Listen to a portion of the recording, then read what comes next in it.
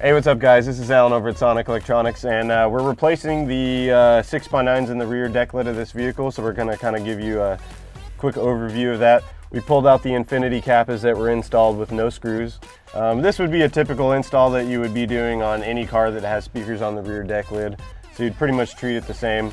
So the first step in starting your job is obviously make sure you have the right tools to start with. Every job and every vehicle requires different size tools, panel poppers, etc. Once you have all the right tools, then go ahead and start disassembling. Be careful to pay attention to the way obviously the vehicle comes apart. Once you have everything removed, put everything in a safe, secure place. Make sure everything's organized, so once you're done putting in your speakers, everything can go back together exactly the way it came apart. We did some NVX dampening on the back deck lid here to tighten that up, getting rid of some of the rattles and vibrations that we get from this flimsy sheet metal. And in most cases, you typically would have a factory speaker wire that you're going to connect your aftermarket speaker to. In this case, we ran 12 gauge wire throughout the whole entire vehicle. So basically the same concept. In our case, we're using our aftermarket wire. If you've got factory wiring, you would just be using your factory wiring that you'd be connecting to your terminals here.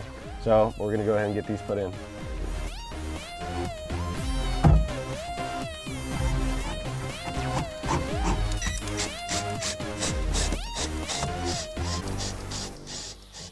Now that we've got both of the speakers mounted securely, we're going to go ahead and connect our wire. You have the option of pulling the wire through, connecting it, and then putting the speaker in and screwing it down. I kind of like to, since there is enough room, mount the speaker, and then that way from underneath inside the trunk I can cut the wire to the right length to go to the speaker, because it's kind of hard to do that from the top and then you might have a big loop hanging down at the bottom.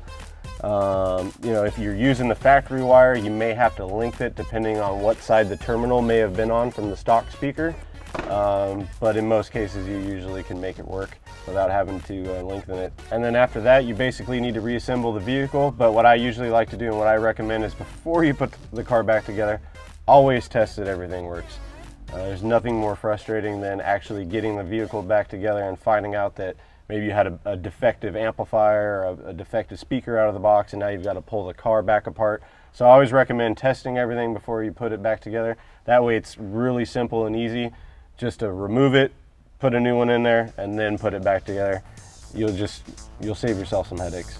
So test before you put it back together. And that's it, and that's installing 6x9s.